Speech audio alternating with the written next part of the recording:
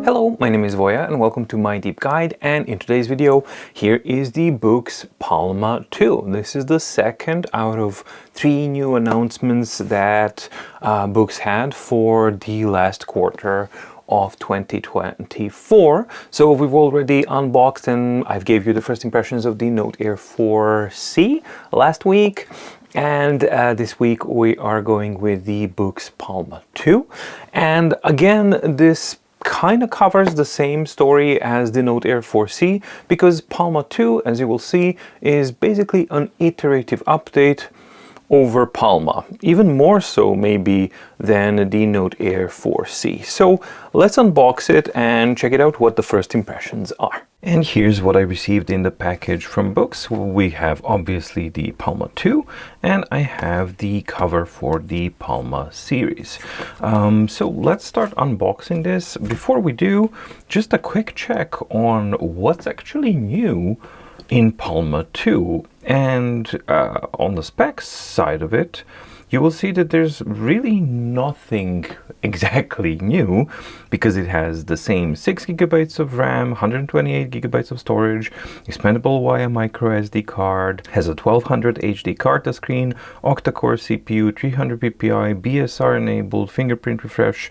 It has the camera on the back for scanning, it has the same 3950 milliamp battery, has a water repellent design, it has a side button that can be programmable for different functions, has speakers, has microphones, like all of that kind of stuff.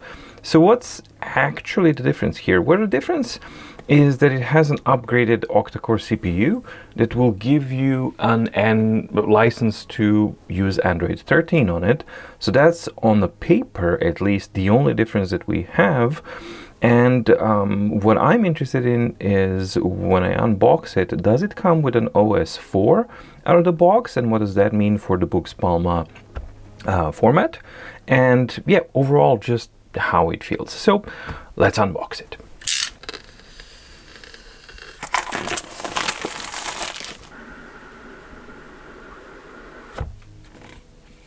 And hey, cool, this time I got the white one. The last one, last time they sent me, it was the black version, and I was always wondering what the white one would be, because that to me just made a whole lot more sense. And yeah, I'm definitely stoked that this time I get to review the white version, because yeah, for me that gray frame around it is something that I really like. So yeah, we got the device, and in the package standard we get supporting documentation, a USB-C to USB-A cable, white one, and a micro SD card tool slot is on the back of the box. It's not in the box, it's on the back. A fairly minimal but complete package where you get the device, cable, documentation, and the micro SD card tool slot. Let's focus on this dude. Okay, so I'm gonna just take a very quick look over, if I can get it out without... Aha, there it is. So this is a trap. If you pull on this and you don't want to ruin the plastic covering, that's a trap. The way to go is here. Then you unstick it, and now we can take the device out. Okay, we have the same housing and the same design, which is an okay thing. So it strongly resembles a modern smartphone. That's basically what it looks like, but it is not a smartphone. So that's something that you have to immediately keep in mind, that despite the looks and the design and the format and everything, this does not have access to an SIM card. So you can't use it as a smartphone. This is a portable e-reader. That's what the point of it is, and it's also an Android powered device. I mean, basically a smartphone without a phone function, with an e-ink display. I love the fact that they kept with the design the paper-like kind of structure on the back. That's something that I really liked, how it worked on the original, and we have the same one here, and it's very nice to actually see it like this. The white is nice, very nice, but it may be a bit too bright, and I can see this dirtying up really quickly. Quite frankly, I do like the grayness that they have here that's matching the screen a lot better. So Maybe an all gray device would have been nicer. I don't know. It's nice, but it's just a bit of a difference between the all bucket design, and so the bucket is white and the screen and the plastic in front is this matching gray. It's a flush screen with the Surface. We got the light sensor, we got the speaker over here, no front camera, right? So we have the back camera there, which is intended to be used for scanning. One of the major differences between the Palma, which is 6.13 inches, I believe, and the Boox Poke series, which is a 6-inch e-reader, which is a more traditional type of an e-reader. So first of all, it is of course the footprint of the device, as Palma is much more narrower than the Poke series and just a smidge taller, and you get the similar type of real estate, but not really the same type of formats. Just for reading, especially documents and things like that, Poke, I think, is a much better device for that, something like that. However, if you are reading ebooks, then you don't really care, and this format lends itself really well because the ebooks will reformat to whatever format you want. The main advantage, I believe, that you can find with the Boox Palma design is actually the layout of the controls. And as you start flipping the device over, you will see that on all of the sides there's something. It's a very busy device and a very busy design because it has access to a lot of things. So first and foremost, on the top we have the light sensor for auto brightness. We have one of the speakers. The other speaker is here, USB-C with OTG capabilities. This here, even though it looks styled to look like a speaker, it is just a microphone, as you can see with the hole down there. On the top we have another microphone, so in this type of operation it has a stereo microphone operation here. Then we have on the left hand side we have the micro SD card expandability slot, and we have the multifunction button, which can be programmed to execute different types of functionalities, and not just as a single press, because it is smart, so it can have a separate functionality for single press, double press, and a long press and hold. So you can have 3 different customizable functionalities via this button alone on the side, and I think that it fits really well in the hand.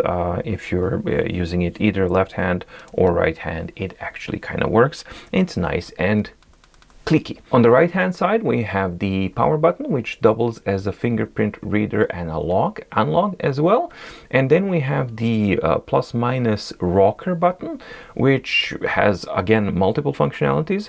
So it can increase, decrease volume, it can serve as a page next and previous, and it can also be used as a scrolling if you're browsing, that you can just scroll up and down through a browser, through a document, or something like that.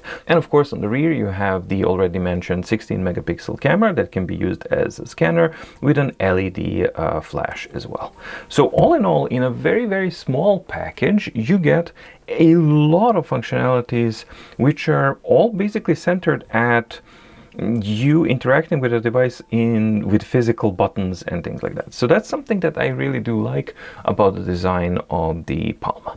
So that's the overview of the device, and now let's do the first power up and just quick kind of test of operations so that I can power it up, update it, and then start testing it out so I can start doing the work needed for the upcoming in-depth review, as this is, as the title of the video says, unboxing and first impressions. So the main thing I'm interested in when powering it up is basically the which OS it gets. Does it get an OS 4?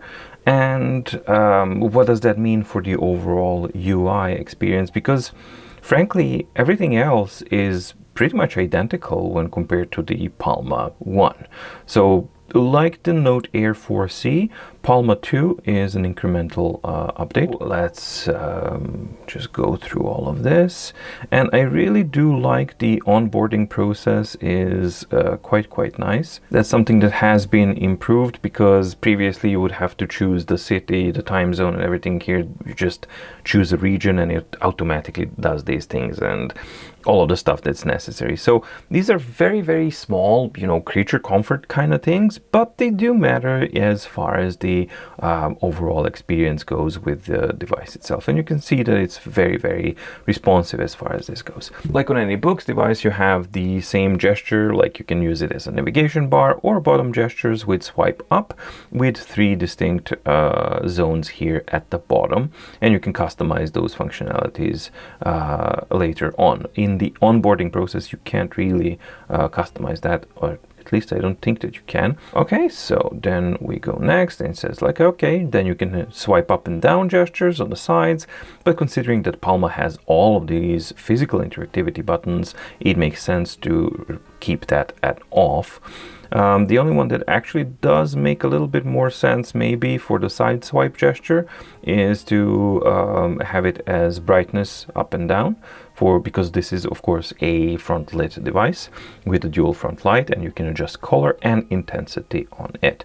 But considering that it also has a light sensor, depending on how that light sensor is configured, maybe you don't even need those gestures. So the overall onboarding process, as you can see, is super quick and super, super nice. Now, one of the things that bothered me with Palma before, and unfortunately it's still present, the borders of the screen that are rounded. I don't mind them being rounded, but I think that the user interface absolutely has to account for that. And while the time here is not technically being cut off, it is visually way too close for comfort for this to look like an intended type of design. If this was a corner, then it would make sense. However, this is this is a little bit uncomfortable. The overall screen image quality, I think, is really nice and sharp. However, there is a very noticeable and significant distance in the stack where the front light is. So you do have this separation between the surface of the screen and where the screen actually is, with a kind of shade in the between, which is typically around 1 millimeter. And it's not really such a big deal when you have a larger device, but when you start scaling down these devices, then the actual proportions of this whole thing change, and then that depth becomes a bit more noticeable. So that is something that I do see, and one of the things that I really like from e-paper screens, which is the main point of Palma, is to have the e-paper type of screen on a smartphone like device, is closeness of the content to the screen, so that you're basically interacting with the surface, not with something, and then the screen reflects that. And unfortunately, that distance, for me at least, completely disconnects me from that experience. But I guess they have to have that for the front light. So do we have the new one? Yeah, we do. So this looks like a OS 4 styled quick launcher, because you can go back, you can have widgets. Obviously we have widgets here, no notes widgets because it doesn't support notes, but you do have the library widget, and you do have the search bar here, system-wide search bar, which is kind of cool, and a very, very familiar looking Android OS experience, which is a good thing to see, that finally Boox is getting towards that standardized type of look, where hopefully that learning curve will be a little bit less steep. All right, so let me just double check and see which OS version do we have. So we'll need to, I guess, more settings, system update. And yes, it does come with a version 4.0. I will let it update for the upcoming in-depth review, but for this first impressions, I'm simply gonna transfer a couple of documents to it, and I'm gonna do a little bit of browsing so that you can see the performance of it and all of that kind of stuff. As I said, first impressions, and also it's extremely similar specifications to the Boox Palma. So while you're waiting on the in-depth review, you can definitely check out the Boox Palma in-depth review from before, as a lot of the points between Boox Palma and Palma 2 are going to overlap, as this is an incremental update of a release. All right, I hooked it up to the internet, so Wi-Fi connectivity is great and the signal strength is as expected, full and good, and overall interactivity with the device is quite nice. And one of the important things is that this is a Google Play certified device, which means that you have the Google Play Store right here at your fingertips, and all you need to do is just log in, and then you have access to the entire Google Play Store. And login was super painless. You simply log in, it supports two-step, like all of the stuff, it's pretty much normal, and then you are in the Google Play Store. So the interactivity is nice for an e-ink screen, right? And of course you have multiple e-ink refresh modes. So HD will be the best quality that you can have, but of course it's going to be the slowest one. So this is for static type of reading and flipping pages and things like that. Balanced is something that's trying to get a balance between speed and quality, and I think that it's utilizing a lot of the BSR technology there to use deghosting. And as you can see, this is a very difficult kind of thing for an e-ink screen to do, not just the speed, but actually the deghosting thing, because everywhere where this text is scrolling by, on a normal e-ink device, you would have like this ginormous trail of ghosting remnants behind it, but that's not the case here on a Palma. Of course, faster you go, you have the fast mode as well, which is even faster and smoother, which is really, really fast. More degradation you will have and more ghosting you will have. And then of course you have the ultra fast mode, which becomes like super, super fast and smooth, because this is like really, really, really cool. Now the nice thing about the Palma and the BSR technology is that the ultra fast mode is actually usable, because without the BSR it's not really that usable, because the degradation and ghosting that it introduces would be way too much. But that's not the case here, because as you can see, the performance here is really excellent on an e-ink screen with minimal amount of ghosting and perfectly usable results. And basically the image quality is perfectly fine. There's zero problems here. These are very small icons, very small fonts, all perfectly readable on this device. So that is definitely a nice side of BSR technology that Palma has. The not so nice side is that it increases the battery consumption quite a lot more dramatically when compared to traditional e-ink devices, for example, like my trusty old Poke 2. However, when compared to what we're used to, which is smartphone devices, then you can actually, or should be able to, look at similar types of results battery wise. Now that was kind of some strange thing going on, but you have to keep in mind that this is not updated to the latest version of the software, and you basically saw the BSR technology working there as it was dynamically cleaning up the whole content of the screen. So what I want to do here is very quickly try and find and install Kobo, and then you can just see how it looks. And one of the things that I really have to commend, about the user interface, look at the edges here. So definitely they've tried really well to match the layout of the device, and I think they did match it. The only problem is that the margins are basically non-existent, and just a little bit of margins and a tiny bit of separation, we're talking just very small amount, to kind of separate it from the screen would be good. And I think that the layout is actually great, but what disturbs it is that distance, because that adds depth and that adds a shadow, and then all the precise work that they've done with the UI layout to match actually the outline of the screen frame is kind of gone. All right, so let's try and install Kobo all in real time so that you can see how the performance is. So there we go, we got our Kobo. I'm gonna press install and see how long it takes to download, to install. Very quick, normal type of operations here so far. And of course, the good thing about it is that it's a multitasking type of thing. I'm just kind of leaving this to see performance, how it performs and what it does. Because sometimes devices can vary, but yeah, this was very nice and fast. So now I've installed Kobo. Where is it? Well, like on any Android device, it's here, there it is. So now I can just go here, log in. The typing experience is excellent. It's very precise, very reactive, all of the stuff, it's like really, really good. So I'm just gonna quickly download this book, and I'm gonna do everything in one shot, or at least I'm gonna try, so you can see the performance and what to expect from a device like this. And there we go. Okay, so now we can page, okay, that's guides that I can skip. There we go. And here we are.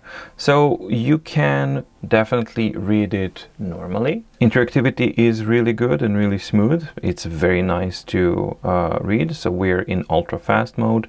If I'm in HD mode, okay, so maybe there's a setting in the Kobo app to actually prevent this from happening. One of the things that I think works on Kobo and Kindle apps is that if you configure the rocker button, which is by default page up and volume up and down, to make it work with this one, let's try and see how easy that is. So I should be able to just, there we go. So yeah, so I long press on Kobo, and I go to optimize, and I say I wanted the side buttons to do page turn, right? So once we have that, and I go back to Kobo, will I be able to use it normally in HD mode? With, no, by default I've changed it, but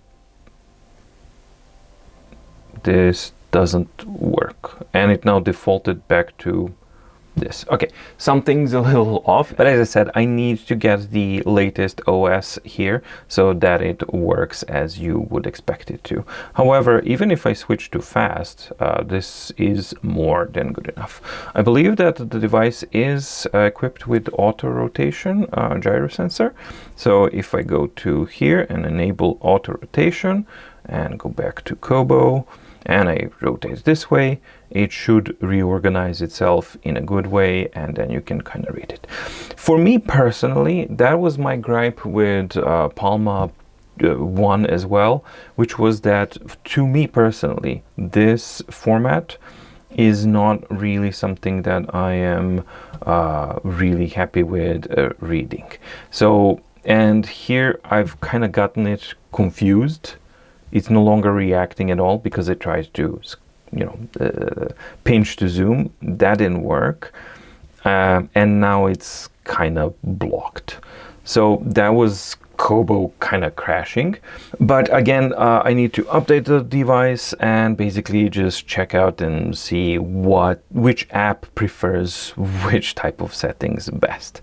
So if I go now to the library where I've transferred quite a few documents, I can also just quickly show you how it works with PDF readers. And here the thing is that you can't really, it's not really meant for that type of use. You can use it, but the thing is that for smaller documents, you know, a lot of PDFs, they're simply not, they're an A4 format, and this is far too long. So what you can do is you can go to the side, and then you can go in styles, you can fit with. And then things do turn to be really good, and then your next page and previous page will function as scrolling down the document so that you can read through the whole thing. And this definitely works, but again, for me as a format, this is not really that great. And we do have this issue where text is basically going underneath the frame. So that is a very quick overview of what Palma is, and already now it's heating up. Around here, it's heating up quite a bit, something that I've also noticed with the old Palma. So all of the stuff that we've had on the previous one, we do seem to have it here as well. So I'm not going to spend too much time on testing this anymore, because I want to update it. I want to spend time with it so that I can learn the ins and outs. And in the in-depth review, I will share with you my findings and my final opinion of the Boox Palma 2. And as the title says, this is just a first look at the device, and I do love the white version. I think that it looks really, really nice. I do love the fact that you have the screen matching color frame here, and I do see the potential of it, but there are some things that are a little bit let's see if the update fixes, or spending some time with it, if all of these things will improve or not the experience when using Boox Palma 2. And just before I wrap things up, I just want to get the cover out.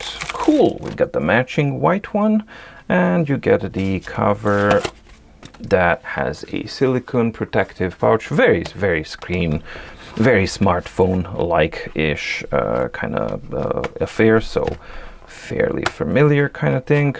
This is not just a case, this is a protective pouch, and you get the wallet-ish kind of purpose, but you don't get the wallet, so okay. But I think that it works nice. The only thing is that everything is this off-white color, which is okay, but you have different kind of whites here and grays. You get the white here, you get the gray there, and you get the beige kind of here. So yeah, design-wise it's okay, but a lot of different shades and colors. So it doesn't seem in tone somehow, but overall I think that it looks nice. Yes, it adds to the overall bulkiness of the package, but I guess that's what people are used to, and this seems like a very, very sturdy protective thing that will definitely protect your device in a good way, because there's a lot of thickness here and it protects all the important areas where it should be. And the execution is quite good, because you have access to all of the buttons that you need very, very easily, and none of them seem to be too easy to actually accidentally have access to, including that you have normal access to the charging of the port while in the case, which is not the case with the Note Air series still, and you have access to the power button here if you want, and when you flip it around, yeah, it does what these types of covers do. So yeah, it could double as a stand here as well. So all standard kind of stuff. All right, so Boox Palma 2. It's kind of cool to see the white one and handle it, but as I said, it's kind of weird that it doesn't really seem too cohesive. It's pretty, it definitely is pretty, don't get me wrong. It's just that the color scheme doesn't seem too cohesive, especially when I combined it with the flipbook cover, all of which is nice, and it's a nice package. It's just that the colors don't line up.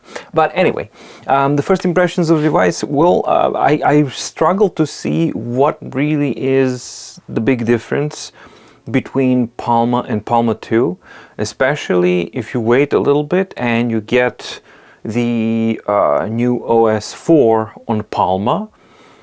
I mean, other than Android 13 on this one, I really don't know what is the big difference.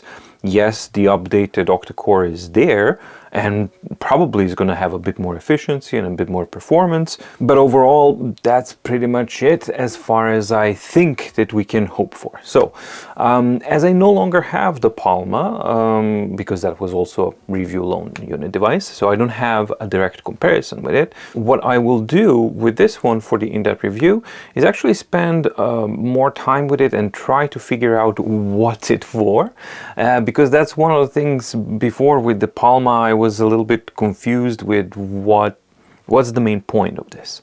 So I'm gonna try and use it a bit more and then give you a in-depth review with my impressions as well over what's it like to kind of live with Palma and use it as a portable reader. I'm gonna try and use it for my own needs, right? Reading and listening needs, and then yeah, collate the results and bring that to you in the form of an in-depth review.